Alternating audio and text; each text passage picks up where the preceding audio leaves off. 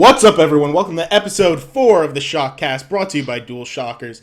I'm your host, Luke Taldy. Today is technically, I think, our 1 month anniversary. No, we're doing 4 weeks, so we've been doing this for a month. But today we have joining us Giuseppe Nelva, straight from Italy.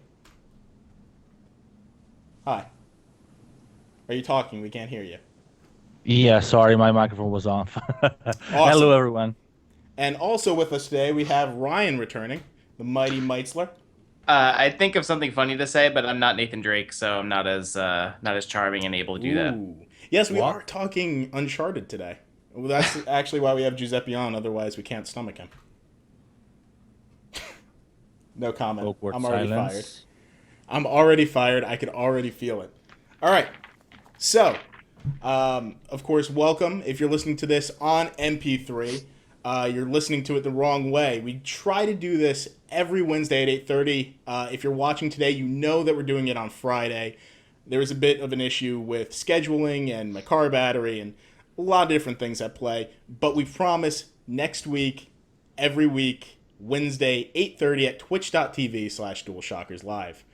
So yeah, we could go straight into the news. The giveaway today, if you wanted to know, we're doing The Park for Xbox One. It was reviewed by us earlier and donated to us by Funcom. So thanks a lot, Funcom.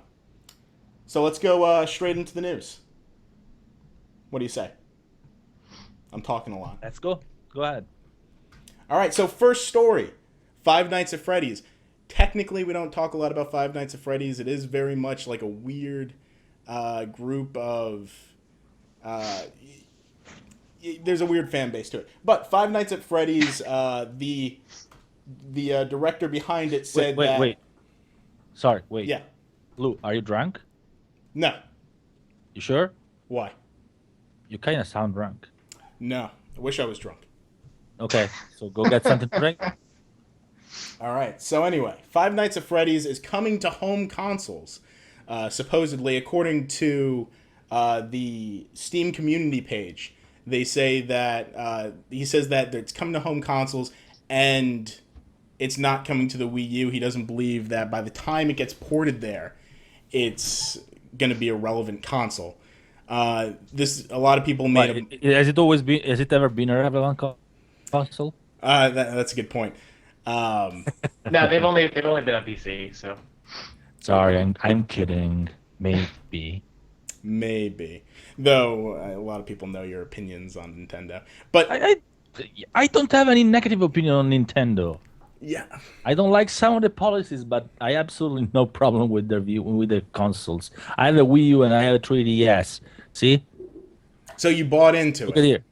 You I find don't have my Wii U right in camera, but look at my beautiful ice white 3DS. that is a nice looking 3DS, though it's not the 3DS XL. No, I actually prefer the smaller one because they are sleeker. Like the bigger one are like fat and like they look like toys, Right. according to me. They have this plasticky look, while the smaller one have this like sleeker look. They look actually more like something I like to carry around. Go ahead, sorry. Oh, Digressing. no. But yeah, getting to it, there's been a lot to do because they say that the Wii U it might not be relevant, and I don't think that's really what he was getting at. Maybe it is. He was trying to give a slight to Nintendo, but truth be told, if we're already talking new generations, if we're talking the Nintendo NX, if we're talking about a new game that's coming in 2 or 3 years, then I highly doubt anything's coming on the Wii. Hardly anything comes out on the Wii U now. It's more a practical business decision than him just trying to slam Nintendo for no reason. Oh yeah, definitely. I don't think it was slamming Nintendo for no reason. Maybe. Maybe. But who knows? Ryan, did you play Five Nights at Freddy's at all?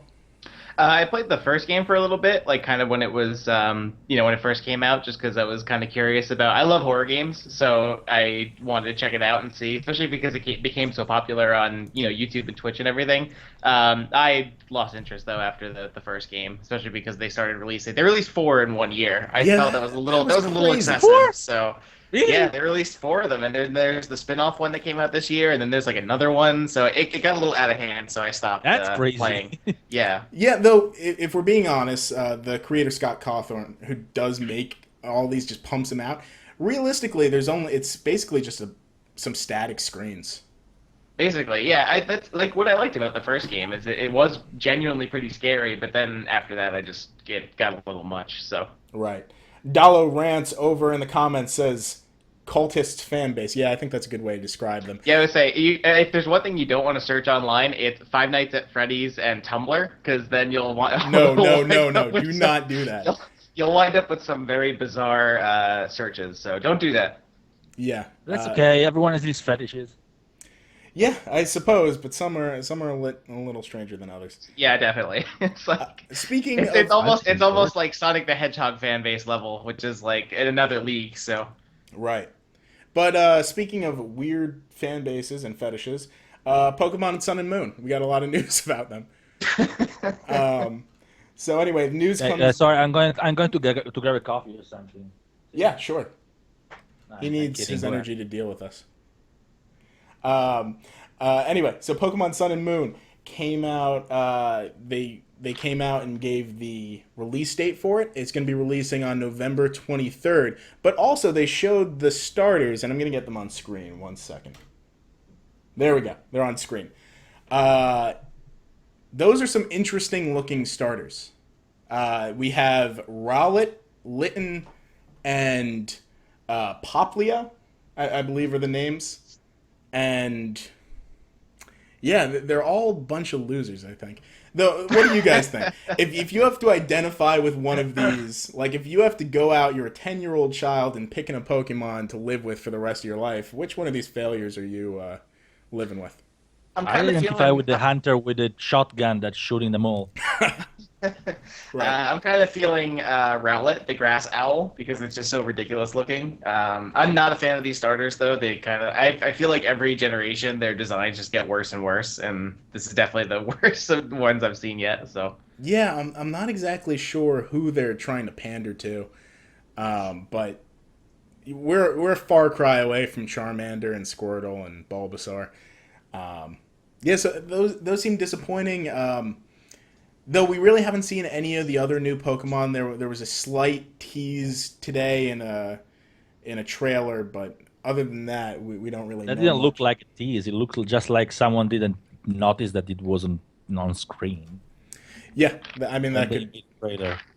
that could be what it was. Certainly interesting. Dollar Rants in the comments says, "I would eat the seal." makes sense. That's Yeah. barbaric. Possibly barbaric, but also possibly delicious. I can't blame him for it. I think there's some Pokemon that were edible in the previous games. I don't know, maybe, or they definitely ate some of them. I think so. There's meat in the game. That's a good question. Is where do they get their meat from in the game? This Or is true. any of Cows? the anime? Pigs. Do they have those? They must. I have no idea. I played Blue in like the first one on the Game Boy Color like an eon ago. I don't remember anything. Well, I mean, we are was- talking about a world where animals, young children force animals to fight each other. So if there's anything's possible, I think.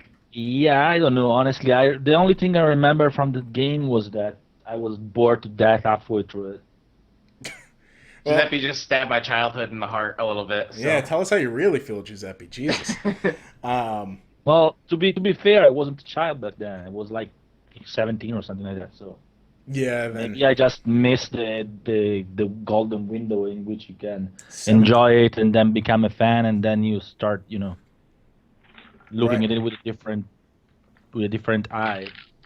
Yeah, I mean, I started. I don't know about you, Ryan, but like I was 8 when I first played it. So I was the exact same age. Yeah, it was like 7 or 8, and it was wonderful. Yeah, I know. I'm a baby. yeah, I wonder though how this has like, this clearly isn't being made for us. There is an adult group of people who really enjoy Pokemon, but this is made for the kids. I'm wondering how many of the kids actually prefer these designs. I'm sure they product test with those people instead of people have in no our idea. age group. In the comments, Graxplon, sure, says, come on, who wouldn't eat a Magikarp? I wouldn't. I feel like they wouldn't taste that good. I don't know, to be honest. Like, I think there's like lore or something about eating them out. Like it's like impossible. Like their scales are super. there Magikarp has to be. sushi. Yeah, I mean they're completely useless. So I doubt they taste good. That would be They're useful. They evolve into Gyarados. That makes them useful. So right. All right, so we're gonna move on to the next story. Get out of Pokemon Land. Thank you. All right, can you actually say this one? It's Hideo Kojima, and I know that's your forte. Wait, you can't say Hideo Kojima? I can say no. I can say that. I know that you know the story better. Hideo Kojima kind of teased his new game. He didn't say all that much. He said it's an action game and that people that enjoy like modern AAA games like Uncharted and The Division are going to enjoy it. Are going to be able to literally are going to be able to play it smoothly. So I guess it's gonna kind of gonna be on. That's it. I also say that it's that people are when they see the first time, they're going to think that it's not as edgy as they expected, but then they will Interesting. play it and they will understand that it is. So it's interesting, but it's really hard to say anything about it because it's usual cryptic Kojima. Uh, he says everything, but he says nothing at the same time. Yeah. and the game's probably at least like 7 years away from release. So there's that too. I don't think so. I think you're gonna see it. I think you're gonna see it by 2018. We have that now recorded, so we're gonna hold you to that. 2018. Probably. I have two able scapegoats here anyway. Oh yeah, yes. If we're here by then, you might have just permanently fired us by that point if we rack up enough of these. Well, if the count reaches 1,000, 1,000. That's actually pretty generous. No, I was expecting. Wait, I was saying, well, I'm a good guy. I'm a good guy. we might reach that by like a month. So I wouldn't speak too soon. Yeah, it's kind of like Okay, reverse freedom let's move wars. on because there isn't really there isn't much to say here. Well- I'm excited for it. I'm sure everyone is excited to at least curious to know what it is. But you know, I do have a question about it. Like they say, Uncharted and The Division. Yeah. Those two games don't necessarily feel similar to me. Like no, I think I don't think he meant a genre or anything that way. It just meant that it has like a modern feel to it, like a modern shooter, modern action game feeling. It could have said Right. Assassin's Creed probably for the same effect, or I don't know any other new game, new action game.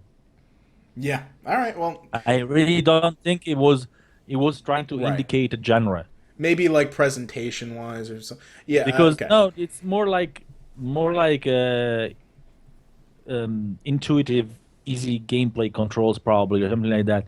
Because if you look at his other games, Metal Gear games never have this super smooth control feeling. Like Yeah. it's always a little like convoluted in the way they control. Right, Ryan? You reviewed the last one, right? Yeah, I did Metal Gear. Yeah, I mean, I would say that Phantom Pain's probably the smoothest controlling out of all the recent games, but there is definitely that sort of, like, they are a little bit convoluted. Like, there's just a lot to kind of grasp of how you can... Oh yeah, it was a lot better than... than 4 and 3 and stuff like that. Oh, yeah, for sure, yeah. It still didn't control like as intuitively as like Uncharted or Assassin's Creed or I think that's what he meant because he said they're going to enjoy it smoothly. So that's what I think. Right. All right. Well, if that's what he means, then that makes a lot more sense because I was trying to equate how those They're two not would the same match genre. up. All right. They're not even the same genre, so yeah. All right. So next on the list, speaking of great games and great developers, The Witcher 3 has an official launch date for its next expansion. I think the final expansion too, right, Giuseppe? Yep, final expansion. Got the you got the thing on the microphone. May 31st is when it's coming out. I believe that's worldwide. And according to the developers, it'll include 90 new quests, which will equal about 30 hours of adventure. Yeah, So that's a big lot of expansion. game. Yeah, I would say that's pretty much an entire game just by itself, so that's pretty crazy. Astounding, really. Yeah, and Tucson, the new realm in which it's set, it looks really interesting too. So I'm really looking forward to playing it. Yeah. I'm just really confused about how like other developers struggle with putting out like the smallest amount of content in some of these DLC packs, and CD Projekt Red, while working on their next game, still managed to throw out basically a full game's worth of content. But that's because they're taking their time. The next game is gonna come out, if we are lucky, at the end of 2017 or beyond. Right. So they are pretty much a almost a one game studio. Yeah, they're working on Cyberpunk, but and they have a lot of people. They hired a ton of people, so they totally have the manpower. It's more like a monetary thing, like Yeah. other studios and mostly the publisher. I think it's also the fact that they don't really depend on a publisher, like because publisher try to have the best bang for them for the buck. CD Right. Projekt is pretty much independent. Yes, they have a publisher in Namco Bandai for I think Europe. I don't think they do worldwide, but yeah, they have a publisher, but they don't depend on they like Bandai Namco doesn't call shots. They just put the publishing structure, but they don't call the shots. Who calls the shots is CD Projekt, so they can do whatever they want. That's the big thing, and that's a big difference. Yeah, I mean, I could totally see that. And the surprising thing is, it works out incredibly well for them. You'd think that other publishers would notice that, and maybe they are, and maybe it's going to take some time to Don't catch think. up. They, Yeah. they just do that. They Right. just can't do that because they work on a completely different corporate structure. Like people that call the shots are the marketing people in other publishers. In From what I've seen at CD Projekt, talking to them and everything like that, they're completely different from a company cultural wise. Like they have a completely different culture. Like they are much more flat in their structure. Right. Like the people on top are Right. not as unreachable suits as the people working on the game. So like the boss of the company just walk the island and look at developers and talk to them all the time. It's kind of like Naughty Dog in many respects, from Right. what I've seen. Yeah, that's definitely something to note. And you may notice if you're listening to this, if you're watching this, Giuseppe's audio sometimes goes in and out. That's Yeah, just quality wise, not you weren't sorry. going out.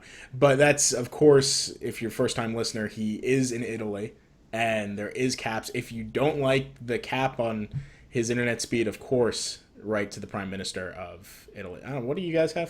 Like it's gonna care. Well, actually, we are going to get better internet in 5 years. Oh, 5 years. Oh, hopefully we'll be doing this in 5 years. Yeah, awesome. We could celebrate with an HD camera for you. All right, so let's move on to the next story. Ryan, you're passionate about this one, I believe. Yeah, I believe so. Unfortunately, I'm going to have to put these on my shelf permanently now, and they will just stay there. So the next news item is about Disney Infinity being discontinued. Disney announced this week that they are going to be ending support for the game, or they're going to be ending the series this June. So that was from the Senior Vice President of Disney Interactive, John Blackburn. Basically, they said that they will be closing down Avalanche Software, which is the company that, not to be confused with Avalanche, the company that makes Just Cause and those games, as I think it's kind of easy to do. But they will be closing the studio down, and they'll be ending the series, which is kind of unfortunate because I think they actually were pretty cool games. But that means no more new figurines. The only thing is I think they do have 2 more sets that are coming this month. They're doing one for Alice Through the Looking Glass and Finding Dory in June, which are for obviously their 2 movies that are coming out this summer. Right. Yeah, I agree. It's kind of sad. I wonder what the quality of those last 2 are going to be. Are they going to be like a final hurrah? Like these are the 2 best ones. Are they going to be half-assed while these developers are looking for new jobs? I don't know. I mean, I'm sure. I mean, obviously they have to have them to some knowledge to come out with the movies. Whether or not they intend them to be, whether they intend them to do the final ones or not, like as they're developing them. Because I know there were reports coming out in a couple places, I think, where they said that there were plans to do playsets for Star Wars Rogue One later this year. I think there were a couple other ones that were going to tie into some of their Marvel and Marvel and Star Wars and all those properties. But obviously, that's not happening anymore with the series being discontinued. Right. And of course, we at DualShockers wish the best to everyone at Avalanche Studios. It's always unfortunate when it's such a what sucks. It always sucks when people lose their jobs. Yeah, there is no difference between the small indie studio and the big studio working on a big EA title. It's always developers that lose their job. That's the most important thing. Yeah, especially I think too because they said altogether it was about 300 jobs or 300 employees. That's a lot they were of also Mm-hmm. the studio is also based in Utah, which is like pretty impressive considering that like you don't typically see game developers in that area in like the Midwest of the United States. So, but hopefully, obviously, we hope they get picked up somewhere else soon. Right. And I think what they make in the past. This isn't their first game. They didn't start with Disney Infinity. I think they made the TAC games. Yeah, I think that's what you mentioned in your article was that they did TAC, which was eventually that became a Nickelodeon cartoon. So they made a bunch of games based on that. Right. EA56 in the comments says not surprised about Disney Infinity. Yeah, I think a lot of people aren't. Disney themselves were the people who came out after this and said the reason why we had to make this cut was there's very little growth in Toys to Life anymore. Unfortunately, a lot of competition with Amiibo and with Skylanders. I actually wouldn't be too surprised if Skylanders went under as well. Yeah, I would. That is the thing. I think that's indicative. Is does this mean that we might see this happen to some of the other Toys to Life, or Amiibo or anything? Well, if Amiibo goes down, I'm gonna be happy because that's the silliest thing ever. Yeah. But yeah, I guess it does make me wonder. I guess how much more life the Toys to Life market kind of has, or whether it's kind of peaked now. Right. Well, Amiibo is never gonna go down because basically that's the only thing that's making Nintendo money at the moment. Yeah, and they're really kind of inflating that bubble to the point where it's going to burst, but that's a discussion for another day. Yep. Something I would like to clarify is a lot of sites were reporting, and this is because there was some stuff on NeoGAF that Disney Infinity was a $147 loss for Disney this quarter. That just simply isn't a correct number. Mostly because it was on the financial results as a $147 million charge, which doesn't mean that that's what the loss. It kind of means that's what it was to close out the studio, to end the contracts. Exactly. Right, Yeah, to pay severance and all of that. So while it wasn't having the growth that it was supposed to, but I don't think it was losing the money. It probably just wasn't. I don't I don't think it was the runaway success that they kind of wanted to be, and I think because also this does mean Disney said that they're going to be ending their support as a publisher of games. So now they're specifically going to be working on, they're specifically going to license things out to other developers. So it won't affect things like EA working on Star Wars or things like that. If anything, we might get better titles because of this, because I do think that licensing out might be the better choice. I think so. Or they're gonna focus on licensing out things like mobile, where obviously I think they're gonna have way more success and get more money with those. Right. Honestly, I wouldn't be surprised if EA stepped in. Nah, possibly. Because EA doesn't have a Toys to Life at the moment, if I'm not terribly wrong. Right. They don't have one, right? Yeah, no, they don't have one. Yeah, I think that's possibly the moment they could try to step in. I wouldn't be surprised. Yeah, I mean, if we get an announcement next week. So, I mean, they have the Star Wars license. That's the biggest one. Mm-hmm. Over in the comments, Graxipolon, sure, I think that's how you say it, says, I think Lego Dimensions will go down before Skylanders. Yeah. I don't know. That's kind of, I guess that's not the only game they have. They have all those Traveler's Tale games that constantly come out. Yeah, they do have the Lego games, so Lego's doing Did anyone pretty care well about Lego Dimension, honestly? So I hear that they have a very dedicated community of Lego Dimension fans. Normally when they say that they have very dedicated communities, it means that it's 10 people. Yeah, 10 people who buy it all, but I don't know. I honestly don't know. I tried it once at Gamescom, Yeah. and I wasn't too impressed, to be honest. But Yeah. I was before release too, so Yeah. So we wish those people over at Avalanche Software, different from Avalanche Studios, by the way. I want to make that point clear because there was some confusion. Yeah. Avalanche Studios making Just Cause, they're doing just fine. But Avalanche Software, all the people over there, I'm sure they'll find jobs doing something, working at Skylanders or fixing Amoeba. come on, that's not funny. Come on, people losing their job is not funny. No, Let's have certainly a not minute them. of silence. No, not really, but let's not laugh about it because honestly, it's not a laughing matter. I was laughing at the fixing amiibo thing. Yeah, fixing amiibo. That's not the actual losing jobs. Yeah. Oh yeah, but fixing amiibo, it's impossible. Also not a laughing matter. All right, so moving on. We have EA's financial results, and you're really the business guy, Giuseppe. So can you talk a bit about what was discovered from the financial reports? Oh yeah, first of all, we had EA, and they finally gave a. Let me see here. They gave us a release window for Titanfall 2. It's gonna be between October and December, which is going to be in the same window as Battlefield 1, but they say they are not worried about them releasing at the same time. They also say that there is going to be a clear evolution from the original game, which I mean, they already say that it's going to have a single player campaign. That's Already clear better. for sure. I mean there isn't a clear evolution for me. Honestly, if the gameplay was exactly the same as the original Titanfall, but with a single player campaign, I buy it. You have my money. That's okay. That works. Right. And they have another new IP that is going to be released soon, and it's going to be released and it's going to be revealed soon. It's going to be released in 2017, fiscal year 2017, which means between March next year and March 2018. Sorry, between April next year and March 2018.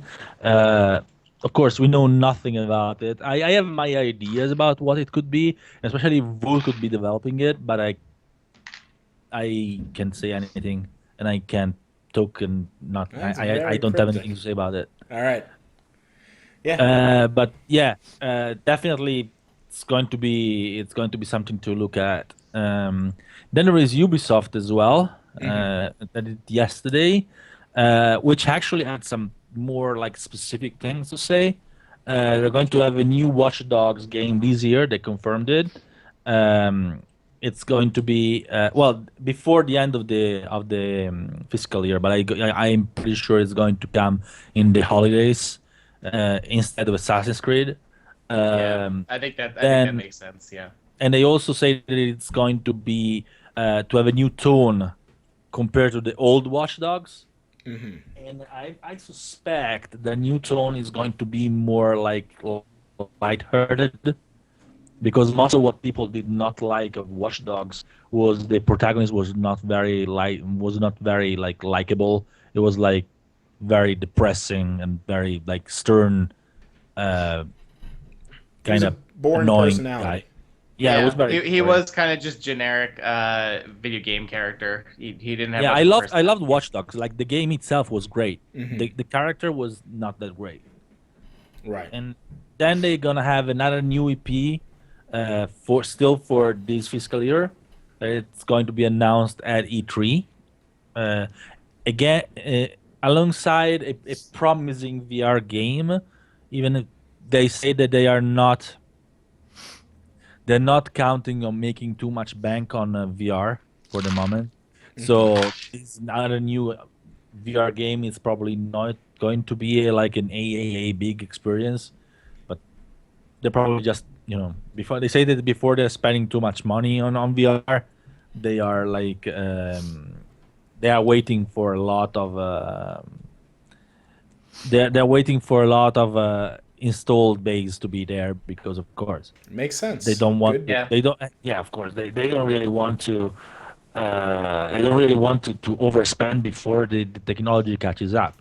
I think it may catch up, but I don't think it's gonna be as fast as many think. Right. And No, I think it's gonna take a couple years for that to happen. yeah, and Ubisoft is probably taking the right approach and waiting until things go real well. But they actually say something promising for that. They say that they are like porting their big engines to VR as well. So they are actually probably thinking to make big games in the future. Mhm. I I would like most games I see in VR is small. They are almost like demos, and that's the problem for me at the moment.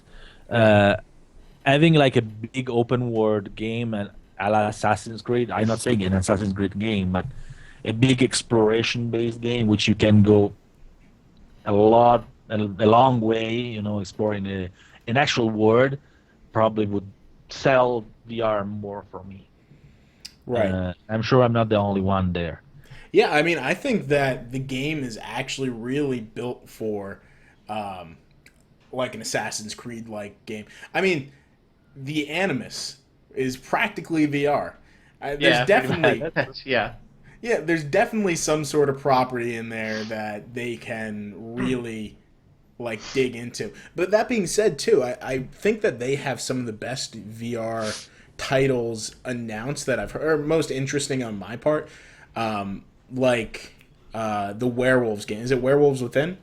Yeah, that's the one. Yeah. Yeah, that sounds fast. That sounds like something I'd absolutely love playing with my friends. Yeah. And you don't hear a lot of like group experience, I think, when it comes to VR games. It's normally a very solo experience. Well, Yeah. the one that actually sold me kind of on VR is Rigs. That was Right. very nice. And it's a team based sport pretty much. So Right. Yeah, I could see maybe with For Honor, if that becomes like a franchise, I could see them adapting that maybe into a oh yeah, VR that would be great. experience. I feel like that'd be perfect for it. That comes out this year, right? The first one. Yeah, it's Maybe. this year. Yes, Okay. I'm actually Yeah. looking forward a lot to that. That's probably the Ubisoft gaming looking forward the most because I played it once. It's awesome. It's fun. It's a lot of fun, really. Yeah. Right. All right, so we can move on, I think, from that. Yeah. Uh, But just another small news story, nothing big. Phoenix Wright Ace Attorney Spirit of Justice was announced for the West. Of course, 3DS exclusive. It's coming out September. I love Phoenix Wright yeah, games. It's actually my life trajectory. It's just video games and law stuff. I'm wearing my I law would shirt love now. them if the localization wasn't so fucking terrible. Yeah, yeah. That is a surprise sometimes. Who localized? Is that Atlas? No, that's Capcom. What is Really? Atlas going to do with it? It's Capcom. They did a terrible job at the beginning and they're keeping it up. Yeah, I do think that it's generally worse than Look at normal. this beautiful American place with the Japanese thing with it. It's America, Los Angeles. Right, when you're at like a temple or something. Yeah. Right now, Giuseppe, your video's not showing for me. Is it showing for you, Ryan? No, it's not. It's his profile picture. Okay. Yeah.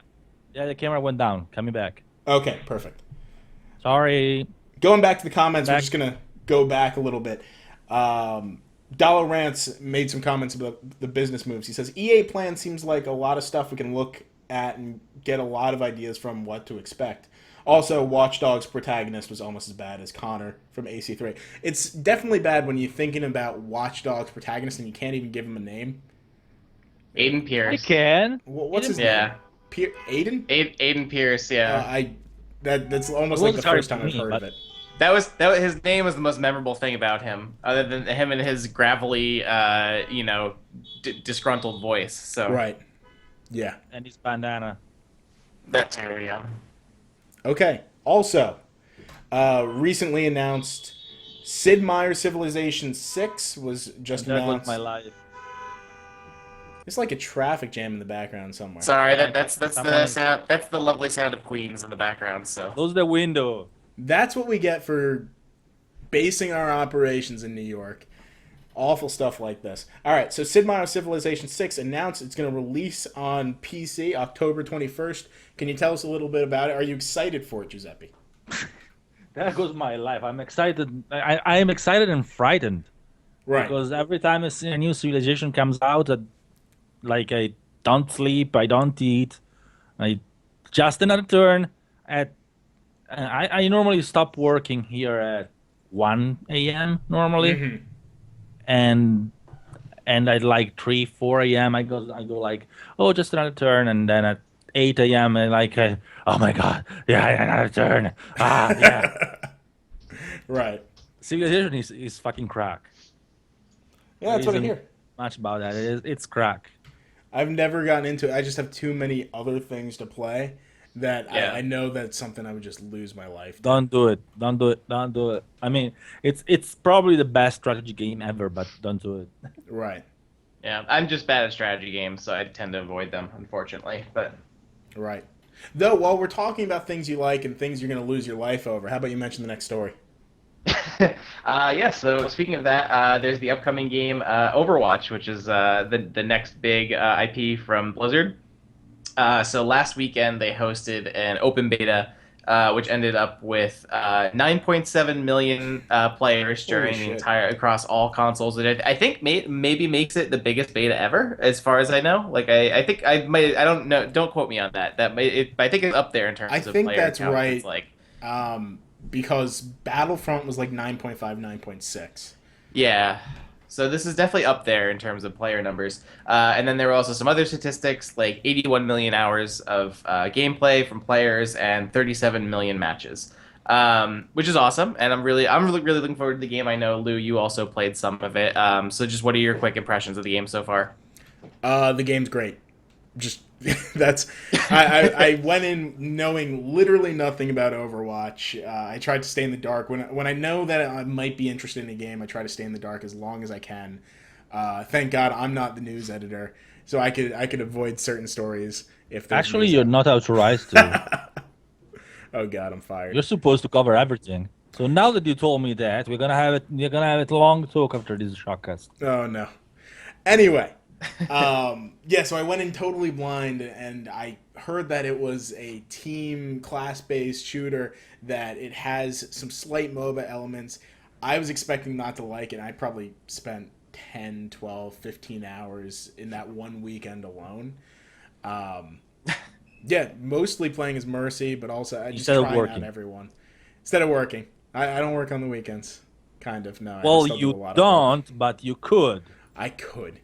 Um, but I'm really excited. I'm gonna be reviewing it hopefully, and I already bought the. I went from never heard it before to like pre-purchase the collector's edition, so I'm gonna have a bunch of swag and stuff. How about you though, Ryan? I really like it a lot. I know we talked a little bit about this before we recorded, but I was a big fan of Team Fortress 2, and this game definitely has that kind of feel for me, where it's a game. I don't usually play a lot of multiplayer only games like this, but I feel like this is the one I've looked forward to, like in like this is the only one I've looked forward to in a long time. And I know it's definitely a game I'm gonna put a lot of time into over the next couple weeks or months probably, hopefully. But it's really I think it's great because not only is it really fun, but just it has a lot of personality and character. Like all the Yeah. characters, like as you could see on their YouTube channel, they have the animated shorts, which give you kind of background on some of the characters, and they're amazing and they look awesome. But B, they also give you a lot of the kind of the background and give you some insight because there is kind of some lore and a story running There's a behind lot of the lore in the character. story. Yeah, Um, It's Blizzard lore, so lore. yeah. Dalaran says, I respect Overwatch, but what will keep me away is I'm not a competitive shooter type. I'm not sorry, that I am not a competitive shooter type and I am not a class team guy, but I feel it will be better than Battleborn. Yeah, there's something to be said about the amount of people interested in the Overwatch beta compared to the Battleborn beta. Yeah. But we're going to see sales when that number comes out. We don't know how that's going to translate over to actual sales. Right. Well, sales don't really matter that much in terms of quality, anyway. Right. Yeah, but overall, I think even though if you're not a competitive like competitive shooter person, I still felt that Overwatch was pretty easy to jump into. Like it explained, it wasn't like overwhelming. I think in the same ways that some games like like MOBAs especially can be kind of daunting to try and get into at first. So Overwatch I think is maybe a little bit more user friendly, especially because because Blizzard's mostly done a lot of strategy games. They've done Diablo, RPGs, like that type of thing. So seeing them do like StarCraft and all that is okay, fine. It's That's like strategy games. RTS. Don't call them strategy. All right, sorry. That's what I meant. Strategy. RTS. Sorry. So seeing them do a shooter is a really cool, kind of cool and different for them. So I already pre-ordered the game, so I'm really excited to play it. Just adding on to that, I think that it's great that Blizzard hasn't lost its touch. I was kind of worried about that. And I know there's a ton of talented people over at Blizzard, but their latest iterations of WoW updates haven't been promising. And then, of course, they had Titan, which would eventually lead to Overwatch, but that got canceled. So I was worried that they kind of collapsed under their own weight, and this kind of shows that no, they did not. They're really as strong as ever in many regards. Yeah, but overall, Overwatch, I'm really liking it. Can't wait to play more. Really quickly, Widowmaker and Hanzo are my go-to characters, but Mei is Bae, so I'm gonna go with that. So. No Mei puns. I'm gonna ban Mei puns on this podcast. Mei is what? Mei is Bae. What? We don't use that kind of lingo here at Dual Shockers. That's against our editorial policy. You just use that. You just use the lowest of the low meme you could, so you can add one to your fire count. I got my first one. I'm really excited. So, all right. So we're gonna go into listener questions section. We don't have any listener questions this week. Email to us if you want to ask us a question in advance. You can send it to Luke. What? We don't have any questions. Not ready this week. We didn't I teach you all the tricks? When you don't have any questions, you invent them. Okay, sorry. Next time I'll have a bunch of fun names. Where do babies come from? Don't publicly say that no one cared to send you questions. Come on. Have you ever studied a little bit of... All right. Anyway, if you have any questions in the comments, if you're watching us right now, let us know. We'll answer them on the fly. But we really have to move fast through that anyway because we have a lot to go on for topic of the show. You may notice one huge story got left out of the news, and it's Battlefield 1. Battlefield 1, the reveal trailer was shown. Everyone in the world loves it. Everyone in the world apparently now hates Call of Duty, but we'll get to that. Can you talk to us about it, Giuseppe? Well, Battlefield 1 was announced, and it's not an Xbox One. It's just Battlefield 1 because it's in World War One. That's pretty easy, which surprised quite a few. Actually, I didn't believe the rumors when they say it was on World War One because it's not what you'd expect. Like any marketing executive with to actually accept or green light. Mm-hmm. But when I saw the first little teaser, I was, wow, this is really World War One. He's wearing a World War One uniform. That's a blimp. Oh yeah. So yeah, it's World War One, and that's definitely interesting. It's definitely a great period to set a shooter into. Like any game, it's a great thing because it's original. Like you don't see many games set in World War One, and it's a period that not many people even know because you don't really study it much in school if you're in America, but not even in Europe. Like people think that in Europe you study a lot more. That's not really true. Even in Europe, you just focus a lot more on World War II. While World War One gets a little bit ignored. So it's actually great that they put it on World War One. And what we saw in the trailer was awesome. It's really fascinating. Like the flying look. If the flying is half as good as it looked into the trailer, I mean. Right. Yeah, I have a question though. You said that if you're talking to a publisher or producer, and it's very surprising World War One got greenlit at all. No one. Why? It's not a popular setting. Just think about it.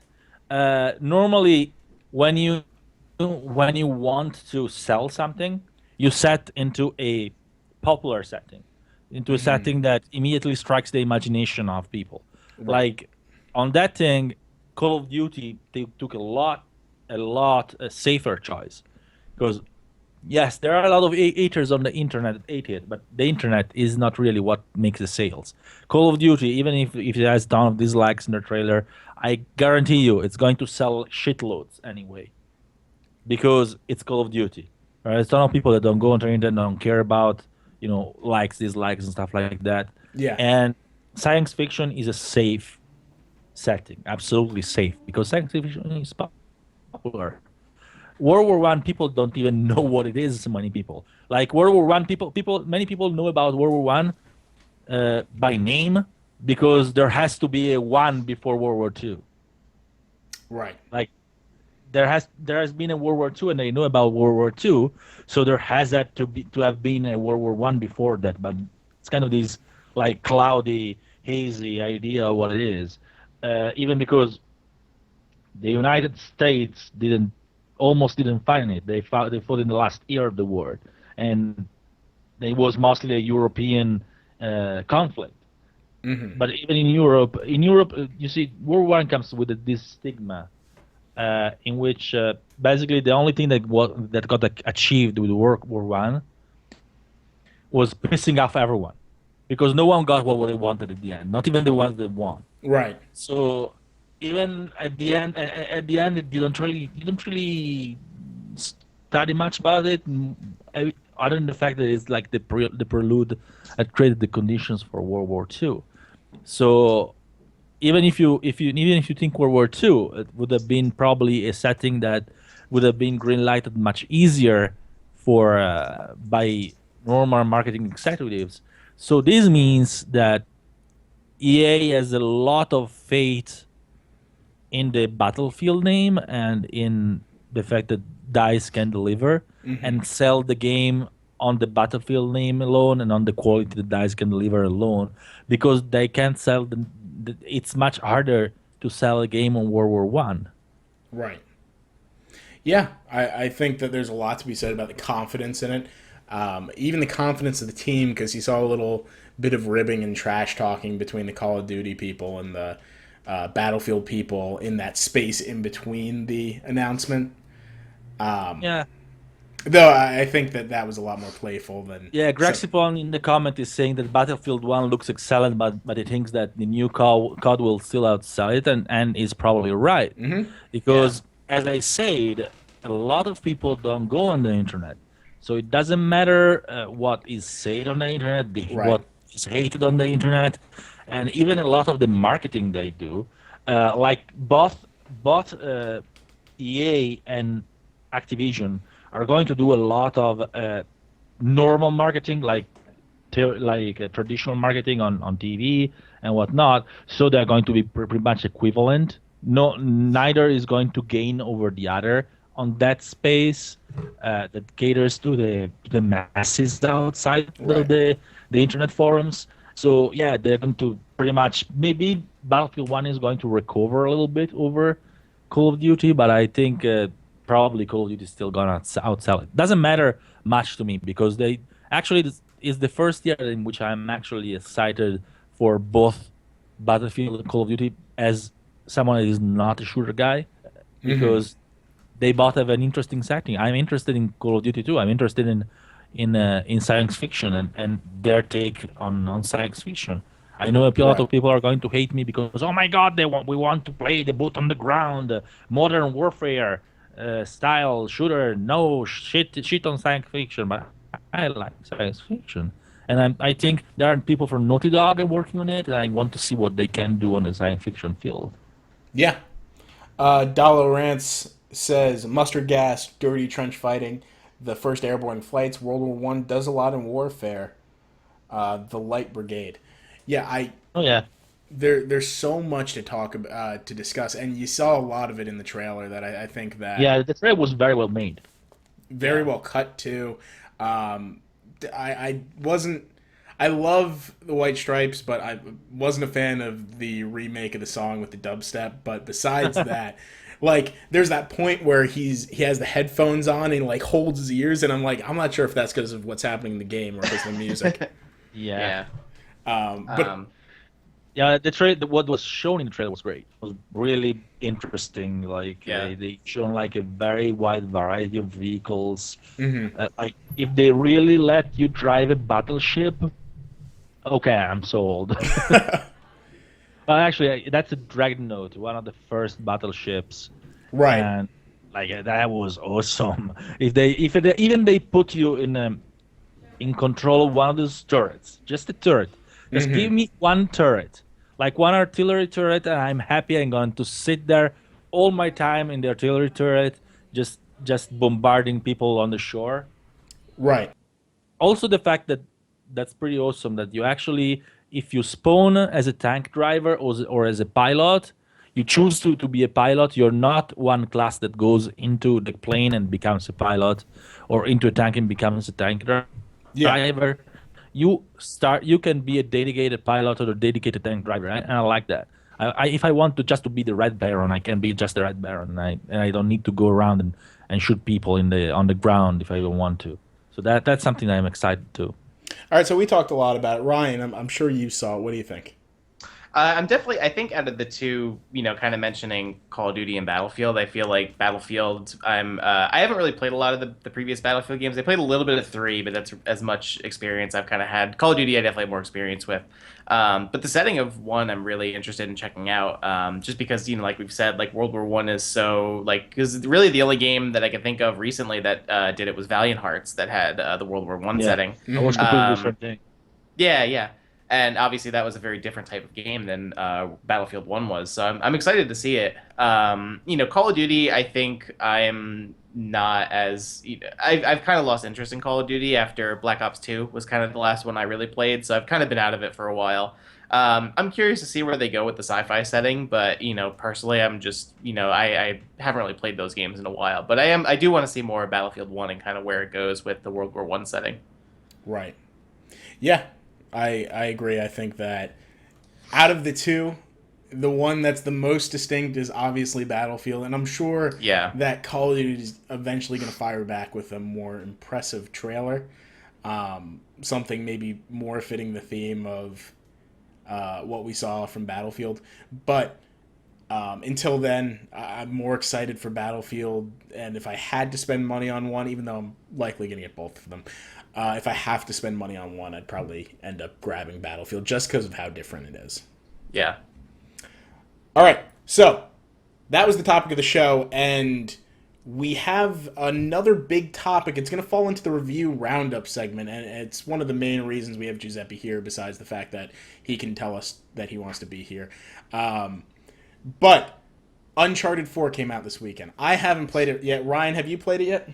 I started playing it this week. I'm currently at about chapter 9, so I'm not No too spoilers. far in. So yeah, no spoilers, but I'm Right. probably around a quarter to a third through so far. I think somewhere Alright. around there. More But or I less. started playing it. You're Yeah. halfway. Yeah. Yeah, so we're not going to do any spoilers here. We're just going to ask, hopefully Giuseppe can talk about it and give, explain the review and all that. First of all, I'm going to show something pretty cool. Okay. So put me on full screen. I don't know if I can get you on full, but you're the highlight right now. Okay. Well, I mean, put me on big screen, whatever you can do. Yes. So just to give you an idea, Sony, how much Sony counted on this one, how much they want to push it. When they send you reviews around here, review copies, they send you like this. Like this is your usual review copy that Sony sends. Like in crappy diamond case with totally anonymous disc. You don't even get the blue case or the cover. So this is the normal Sony review code. This time they actually did something special. So I want to show it to you because it's actually pretty nice. I will make a little unboxing here. So this is the Uncharted 4 review code, and it comes in this. It's like a notebook, but it's kind of special. First of all, the first thing you see, you say the cover is kind of flimsy. You say, but what is this thing? But when you open it, the cover the cover is actually a poster, which is actually a badly bent poster, so it's never going to go on my on my wall. Like it's double sided. Right. There is a an environment. It's difficult now here. There's an environment on this side, and Yeah. there is the steel book. The steel book over on this side. Is it upright? Yeah. Yeah. Yeah, we can see it. Unfortunately, it was so like folded badly, and I should probably iron this if I wanted to put this on the wall. And then it has this little like parchment like message in which they tell you, oh, you have the honor of reviewing this game, blah blah blah. On this side, it has like the seals that people that are playing the game are going to recognize in gold. It's Interesting. pretty nice. And but that's not all. Let me put this away. That's not all. Like this was actually a pretty cool. It was almost like a collector's edition for reviewers, which is it doesn't happen that very often. Right. So this is the book in which everything else is, like with the Henry Avery's Jolly Roger in the front, and you open it and like the in the first page is going to be there's going to be artwork, but I'm not going to show it to you because in that artwork there are like spoilers, which is Oh. bad. So it's the rest is a notebook actually. It's like it's white in the middle. It has screenshots at the back. But I was like, crap! They didn't send me the disc. Where is the disc? I was like, damn it! There is no disc inside here. But actually, if you open it at the back, there's like a secret back, and the disc is here. Holy shit. It's pretty It's awesome. actually pretty nice. That's pretty cool, yeah. And if you look at here, it also has the Harry Avery's doubloon, which is really cool. Let me pull it out. Let's see if I can pull it out without breaking everything. So basically what we have in the lower corner. Exactly. So yeah, I think that's it also in the collector in the actual collector's edition that they sell. So Yeah. it wasn't as cool as the Libertalia edition or whatnot. Actually, it was pretty nice. Right. And it shows compared to the normal normal discs that Sony sends. By the way, Sony is funny because they always refuse to send you like digital codes. They always want to send you only discs. I think that's because they think it's safer to avoid leaks. Like their game leak everywhere anyway. But I think that's silly because it's a lot easier to lend the disc than to give someone your code. Right. Like if you give someone your code, like you're screwed. You can't play it. You can just Yeah. lend the disc to someone else. Anyway, I'm digressing. You've seen the disc that in comparison, so that they really they really did everything to push Uncharted 4, and I mean it deserves it. It's an awesome game. It's probably the best game I played in this generation, quality wise. Like, of course, there is differences in like flavor and a lot of things. I have games that I actually liked more flavor wise because they're more my narrative genre, but whatnot. But if I look at the pure quality, Right. which games that I actually gave personally a lower score, because if you look at the quality, I'm not going to say which one because I don't like making comparison. If you look at the quality, Uncharted is like objectively superior to them, like by a lot. Right. So that's why I gave it a 10. It's not a 100% perfect game, but it is a game in which the perks it has, the upsides are so important, so big that they completely overshadow any flow it has. It has a few flows here and there, but they're so small that really it's I think it's going to be hard to top it for this year at least. For this Right. year, I can't see a game that will come out that has that like that promises to have that kind of quality. I'm always happy to be surprised. Like if there is another game that tops that, well, I'm going to party because the Right. more great games, the better. Now, But honestly, I was surprised. I have a lot of trust on Naughty Dog. I'm not a fanboy because I didn't like all of their games, but I have a lot of trust in their quality, and I was surprised. There are some real geniuses working in Naughty Dog. I actually know a couple of them personally, and I followed some what they did in the research in the research field for creating actually new solution, new technological solution for Uncharted 4, and they did some miracles, technological miracles, especially considering that they're working on a console, which has hardware from 3 or 4 years ago. Well, actually, hardware was obsolete 3 years ago when they come out. interesting. Yeah, it's such a great game, and I cried and I laughed. And it's not just like technologically great. The Yeah. technology is incredible, but it's involving. I wasn't. I'll be honest. For me, the Uncharted series wasn't like my top series. It's not. Yeah. If I have to say my favorite series, definitely not Uncharted. It has some very very high highs, and I had some lows as well. Yes. The 3 games, actually 4, because I played Golden Abyss, the one on PS Vita as well. But You don't count iOS Fortune Hunter? no, no. Actually, the Android one is not a terrible puzzle game, but I think Drake's character model just looks so weird in the mobile game, where he's got this like they enormous completely chest screwed and a up long neck. Yeah. they completely screwed up the art style of that game. But yeah, the Uncharted 4, despite the fact that I wasn't so involved with series before, Yeah. it made me cry in the first 15 minutes of the game. I'm just gonna say that. Wow. Okay, I'm sensitive I'm sensitive to certain things, but Yeah. I'm sensitive a lot to memories and stuff like that. But Uncharted 4 made me cry in the first 15 minutes of the game.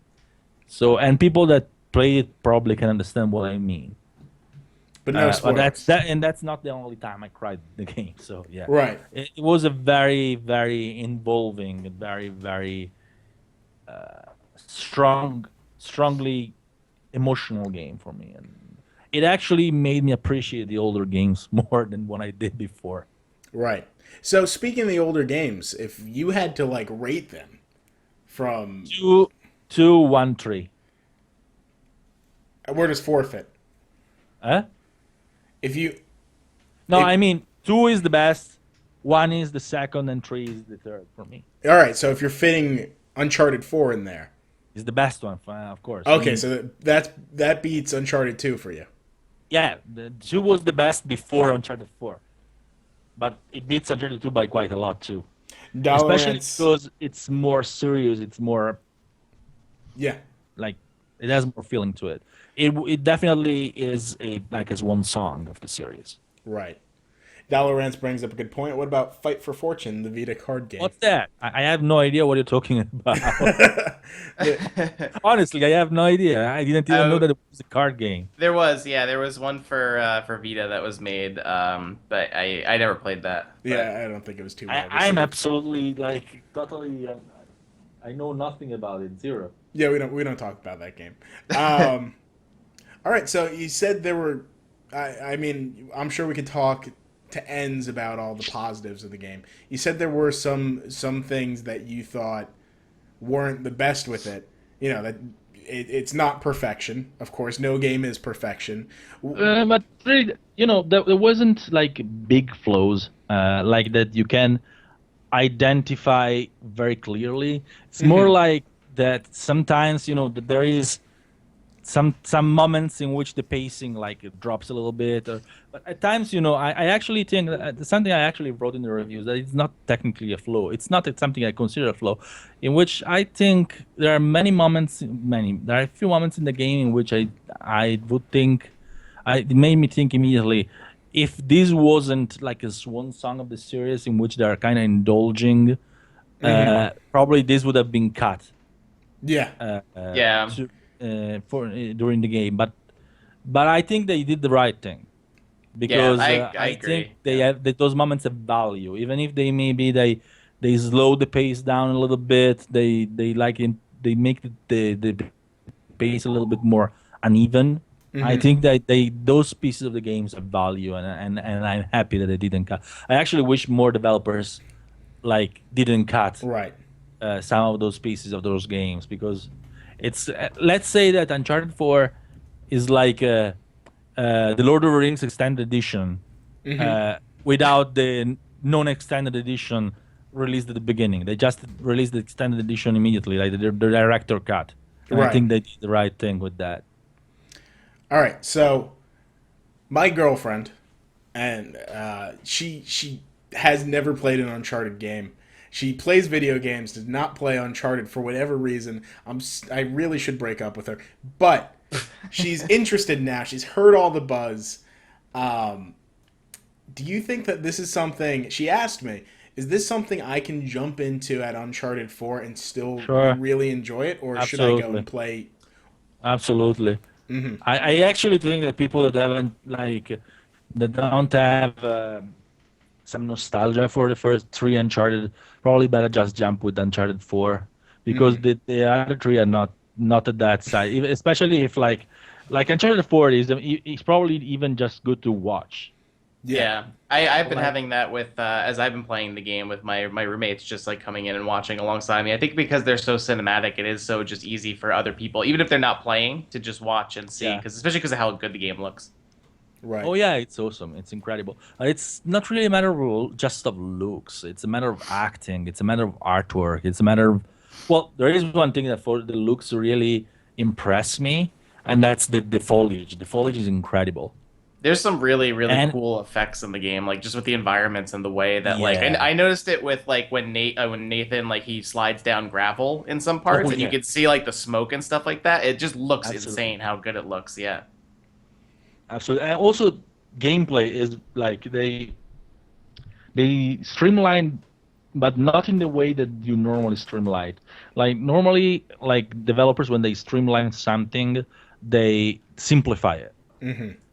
In Uncharted 4, they actually managed to make the gameplay more complex because there are more things that you can do, but they actually made it more intuitive. So those things happen more naturally. Right. So the controls are streamlined, but not in a way that actually simplifies it, but quite the opposite. Yeah, Like I I think don't think I have had one moment in which I couldn't make Drake do what I wanted on the first try. Right. Yeah, I think the big things for me that I've noticed improvement wise are that the animations are very smooth, and I think that Oh yeah, like they're way better than I think the previous games. Where I feel like sometimes I'd have trouble where like he might get stuck on something by accident, when I was yeah, climbing or in combat. So there's definitely that's really improved. And I also think that with the gunplay that the enemies are less bullet spongy than they were in the previous games, which is a big true. improvement as well. Like because now like because in the previous games it would take like 3 headshots to take down a guy versus That's now true. where it's like if you hit him in the head, he's going down. So it's definitely I feel like a little bit the combat I think is a little bit improved. Right. Yeah, the combat is very satisfying. Like normally when there is a game in which there is stealth, I always try to sneak my way into it, Yeah. Hmm. and I'm kind of disappointed if it doesn't work. At times I even just reload the game. In this one, I just shoot at them because it's fun. Right. All right. So I got another question for you guys. Um, Naughty Dog's last game was an overwhelming success too. At Last of Us. Uh, which one's better in your mind? Uncharted Ugh. 4. Don't make me choose. That's like choosing between two children, Lou. It's like, well, Oh, that should be easy. I haven't finished Uncharted yet, so I'm gonna hold off All on right. that. I'm gonna go with Uncharted 4. Absolutely. Oh wow. I love Last of Us, so that's a really tough call for me. Last of But Us was great, but this one is better. According And to me, it's better. any reason? Not with, of course, any spoilers. But what exactly about? Is it the story that's better? Well, first of all, actually, as I say, that's because one thing they cut less. Like Hmm. they it feels like more like of a complete experience, Right. and the story is better for me. The characters are more relatable, more likable. It has more variety, but I'm not dissing Last of Us. I love Last of Us, but I just like Uncharted 4 more by quite a bit too. Yeah, I think I've been hearing that around a lot. Um, yeah, I'm not sure that it has the same impact, possibly. Oh, I don't know. I can't really talk about it. I haven't played it yet. That's my whole weekend, probably. But, so you are going to recommend this to everyone, I believe, right? So I don't think there is anyone that has tasted so far detached from this kind of. Well, if you absolutely dislike platforming, then probably this is not a game for you, because there is still quite a bit of platforming to do. Right. So if you totally hate platform, I don't like platformers normally, but this is different. And by the way, Dollar Lance once said there is something special near the beginning. I thought was amazing, and you know what? You know, well, that's probably what made me cry. So yeah, I know what it is. But we won't Yeah. talk about it. Yeah, not at no all. spoilers. But yeah, that's special. That's very special. Right. All right. Well, thank you. I think that was a very clean, very good wrap up of just everyone go get the game. It's a great game. Go support Naughty Yeah. Dog. Oh yeah, definitely. All right. So we're gonna move on to I think my quickly growing favorite segment, 8-Bit Idiot. And I keep thinking that we're gonna run out of things. And true, we did have a There's longer. one every week. There is like tons. We have to choose. Yeah. You have to be selective. We have a It's vote imagine. almost. So this week is going to be courtesy of Engadget. We're not going to list the author specifically, but this one goes out to a news article that was, or I guess an opinion, not news, an opinion article on Battlefield 1 and on the trailer, and I believe it was titled why is the Battlefield 1? Do you remember what it was? It was like, why is the Battlefield 1 trailer so disturbing or something? No, it was something about World War One, and I can stomach it. Wait a second. I'm gonna find it very quickly. Okay. But this isn't unusual. We've seen a lot of this, I think, actually, specifically with Battlefield 1, with a lot of people saying that, just giving Found it. EA shit for it. Because, Why I don't have this so much for Battlefield One? yeah, a lot of people are giving EA shit about the violence in Battlefield, I guess. I don't think it's a lot of people. You know, it's just some very vocal people. some vocal people that think that think that World War One is like a bad choice for a shooter because you shouldn't glorify violence. Well, actually, if you look at the URL of that article, it's Battlefield 1 World War One violence glorification. So yeah, Right. and I was like, when I saw that article, I totally face palmed. Like, what the hell? Yeah, it's one of like- those few articles that make your eyes roll as soon as you read it. But yeah, I think some people certainly don't have the stomach for war games. I think that the trailer was, in many aspects, graphic and in your face, but in just about every way that almost every trailer is for like any Yeah, game. but by the way, they say, oh, they're like, oh my God, there is violence in this game. Well, yeah, it's war. What do you expect? Yeah, And Yeah, I it's mean, World War that- One, so it's there is nerve gas. There is like there is brutality in the trenches, and they shouldn't be glorified. Well, you know what? There is violence in reality, and it's actually good to put people in front of this kind of brutality. I actually think that cartoonish violence is a lot less. It's potentially more damaging than realistic violence, because cartoonish violence kind of makes you like laugh the violence off. When the violence is really brutal, connected to a realistic environment, I think it's even educational. Yeah. I can thoroughly say that I know much more about World War II and other aspects of history just because of playing games. And part of it is, the death in some games, really makes an impact. Sorry, my camera died again.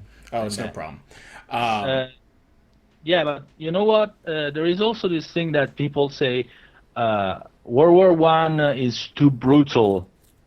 That's a kind of a fabrication. Not that World War One was not brutal, but it's mostly that our idea, often of World War Two, since history has been told by the victors, is very clean. Like it's very cleaned up.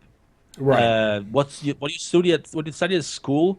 Yeah, they tell you about the atomic bombs and Hiroshima and Nagasaki. They tell you the big thing, but they don't tell you all the brutality, the sheer brutality that went on in World War Two, and it wasn't less brutal or more civilized than the World War One was. So it makes absolutely no sense for me to go around and say, "Oh, World War One is too brutal," while maybe you would accept World War Two, because in World War Two, some really terrible things happened, and it's not just the Holocaust, and those things that are studied very heavily in school, but there are more things like I don't know. Many people, for instance, don't know about the Dresden firebombing. That they call it the firestorm. Yeah. Like Dresden was bombed by the British during World War II, and it was firebombed so heavily it actually created a physical phenomenon that's called the firestorm, the firestorm that totally burned the city to ashes. And if that's not brutal, I don't know what it is. Actually, World War II was probably a lot more brutal towards civilians than World War One was. And World War One is a setting that's fascinating for so many reasons. Like EA brought up the fact that it's technological. There is a big jump.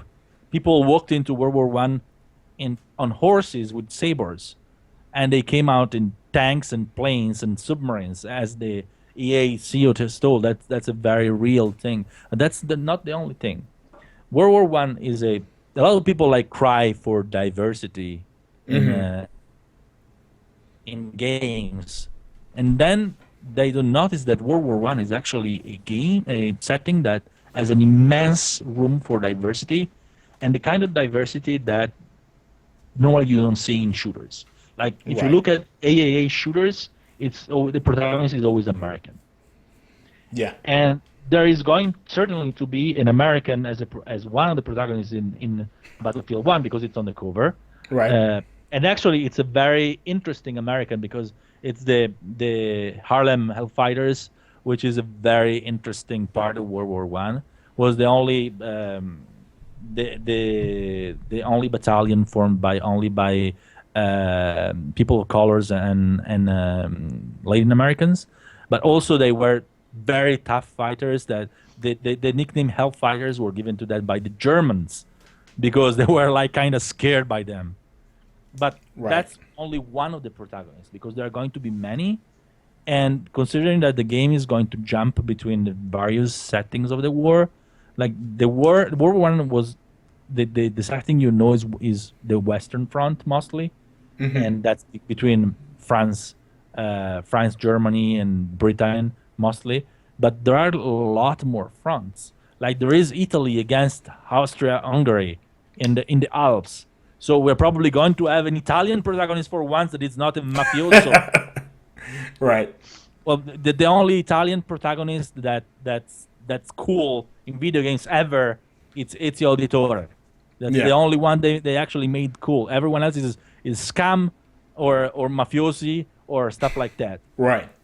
What So about this time we're probably going to have an Italian protagonist that's actually cool. What about Then Ezio? there is sorry? What about Ezio Auditore?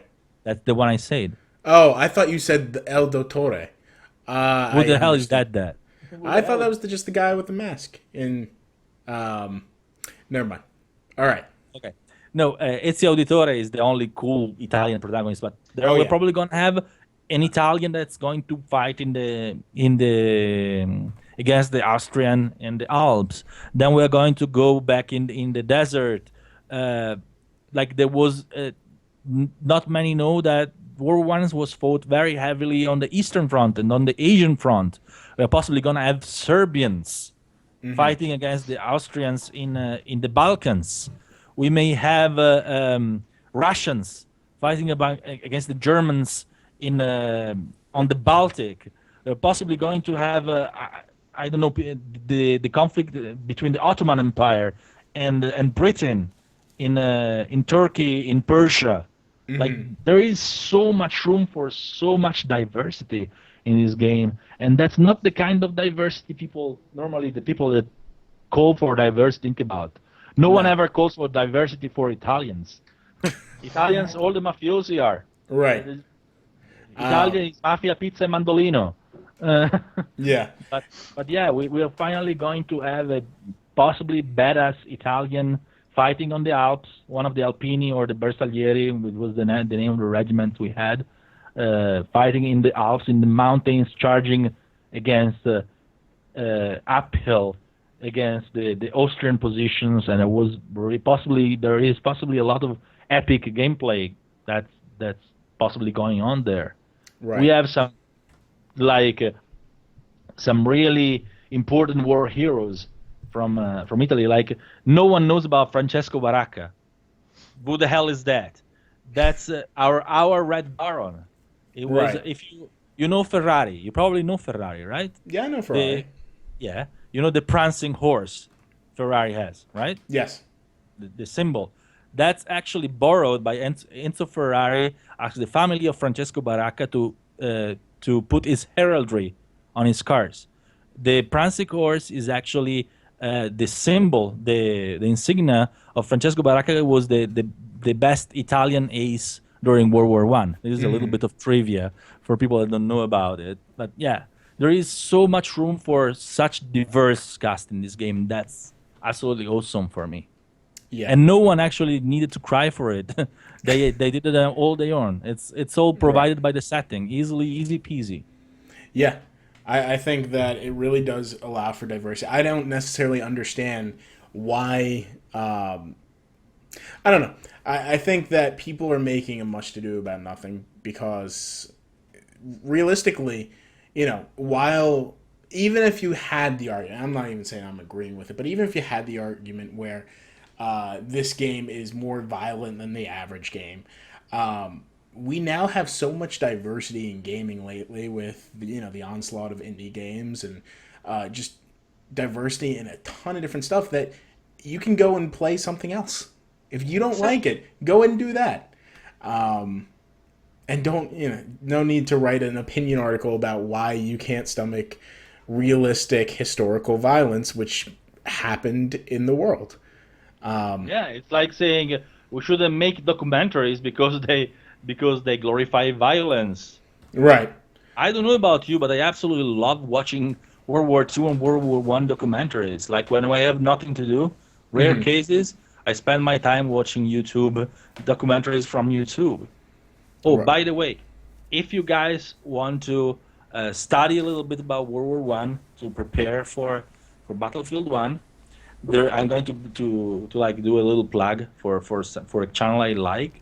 Go on YouTube and look for a channel that's called The Great War. They're since now we are on the centenary, the centennial of World War One. They're basically doing week by week, every week a video in which they tell the story of that week 100 years ago. Oh, that's awesome. That's pretty cool, yeah. That's actually absolutely fantastic. It's very well presented. The presenter is great. It's very knowledgeable. It actually talks about a lot of the least known things of World War One.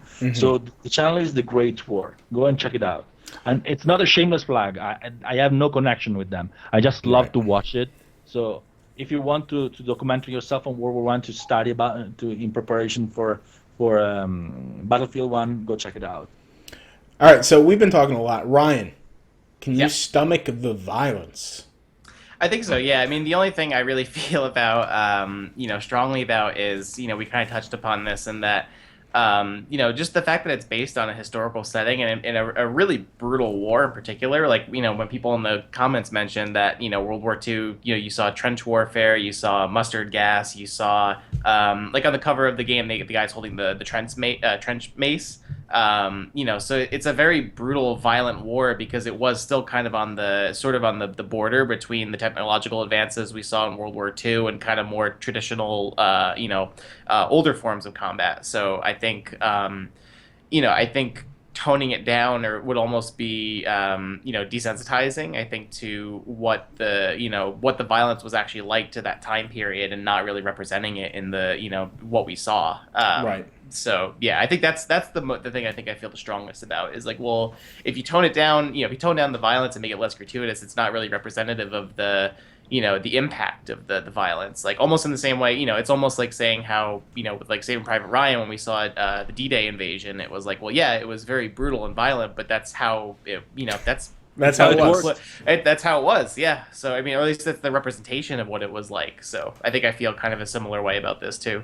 War. Well, War you know never what? changes. I think it's actually good to show people that we live in a time that is relatively peaceful.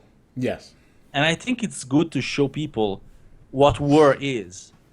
Of course, this is a fiction. This is a game that it's entertainment. So it will be a different thing than reality. It's not a good documentary, but it still gives an idea of what war is. And I think it's a good thing can get people. Maybe it won't teach people about war in itself, but it can get people interested in go and research about it and learn what war is. And I think to have less war in the future, it's a good idea to educate the younger generation. I'm an old fart, so I can say it. Educate To youngins educate like the younger us. generation on researching on what war is, because people are forgetting what Right. war is. I think even in school they teach you less about that right now.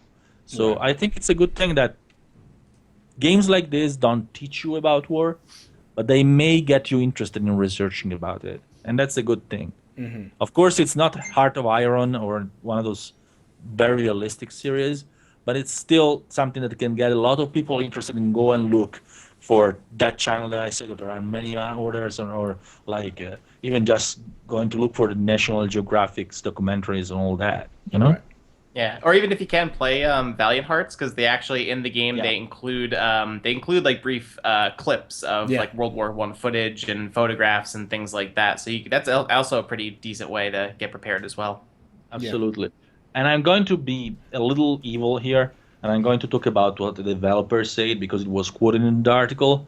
Like a developer, and I'm not going to name names. It's someone that worked on Pillars of Eternity. So, and he said, will Battlefield 1 feature gas attacks where the death sequence takes hours and is unbearable for the player? And well, sure. So, I would like to ask him, since he worked on Pillars of Eternity, does Pillar of Eternity feature fireball attacks in which the burns takes you hours or days to kill you for the sheer pain?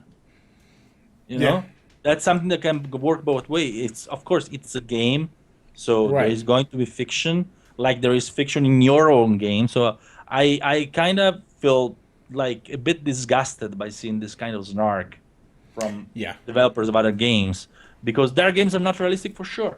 So why are they criticizing this game for? Yeah, I think it's a ridiculous practice, and it certainly discredits some of what we may think of them or their opinion from here on out.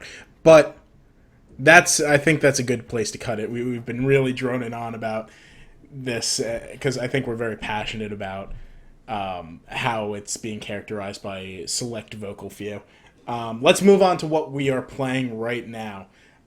Giuseppe, are you replaying Uncharted 4 a million times over and over again? No, actually, I have some games to review, so I had to put it aside. I will play it a little bit. I will definitely go back to it, especially to play some more multiplayer. But I want to replay the full story, even because I discovered something really terrible, which is that they gave me a European disc, Yeah. but I played it on my North American account. Yeah. So basically, my my North American things is like my multiplayer doesn't work on the North American account. So I have basically the game split in two parts for multiplayer and single player in two accounts.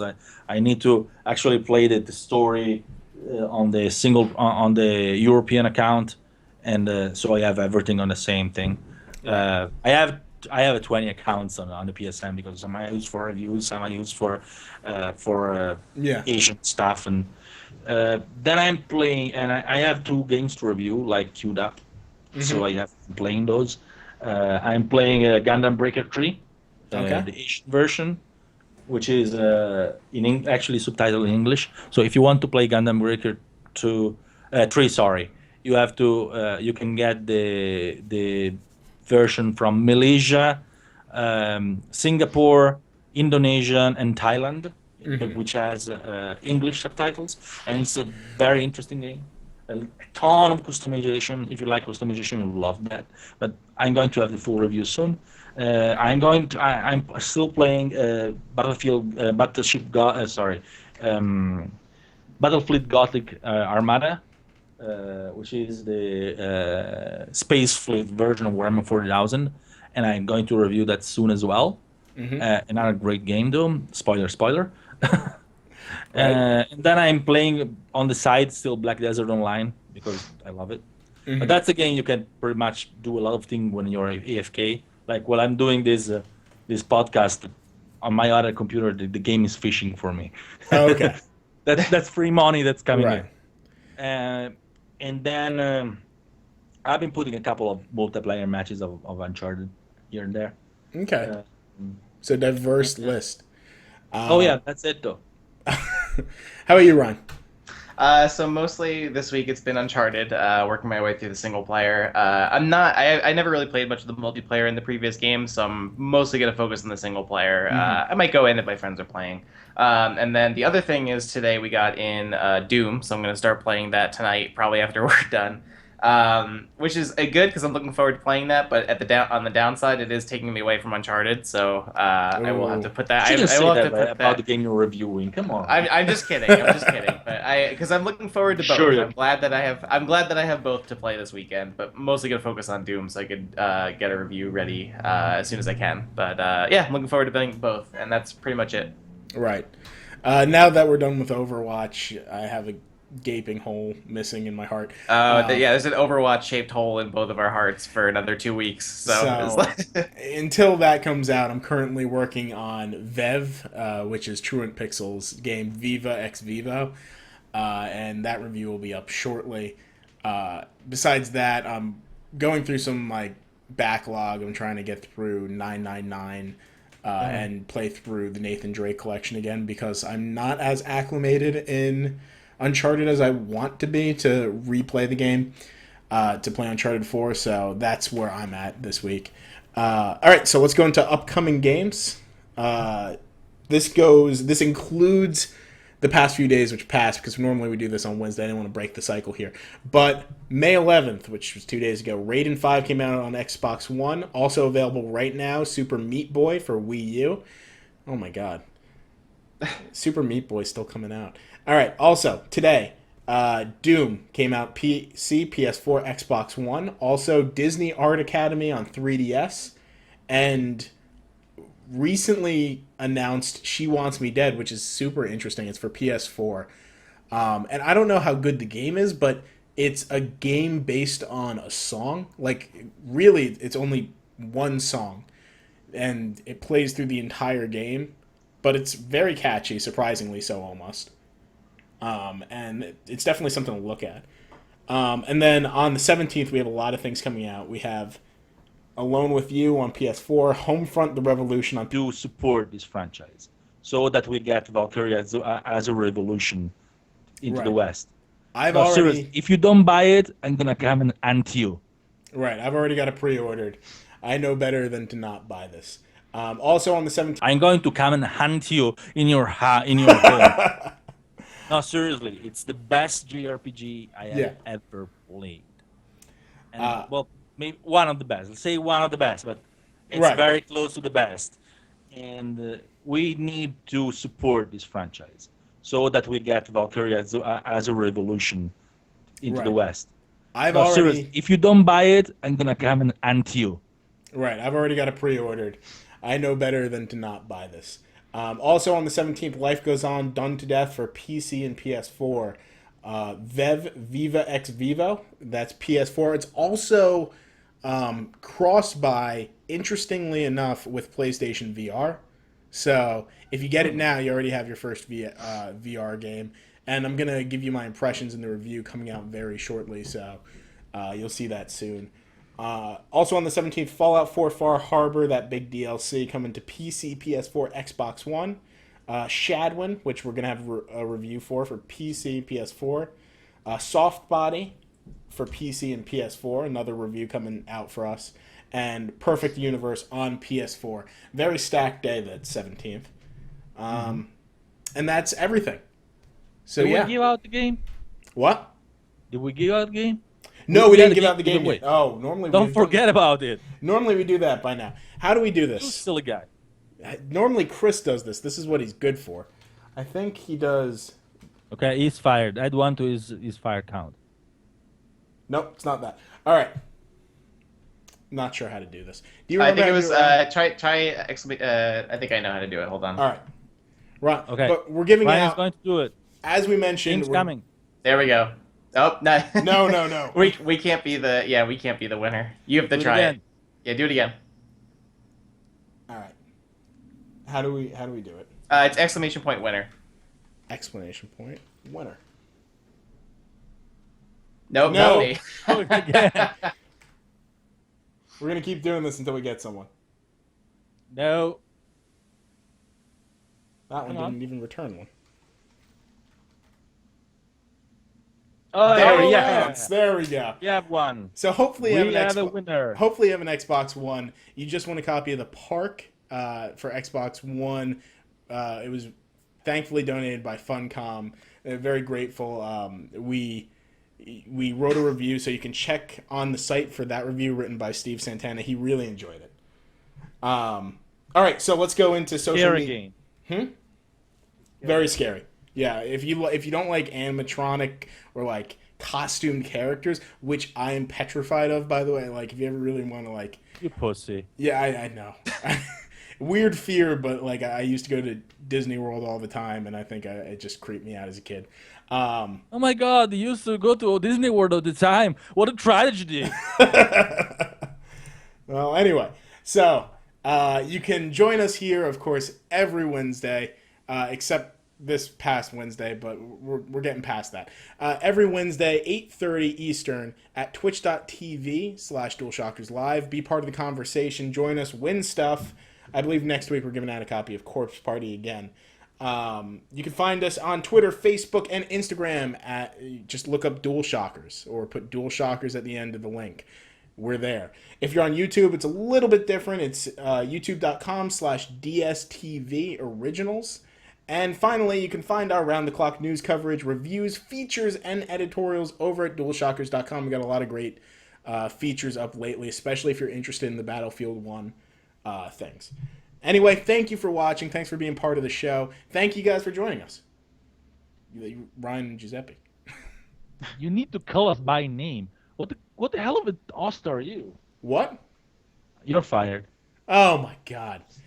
All right. So, Okay, so bye everyone. See ya. All right. Bye bye. See you guys. We're going to end off with the song again.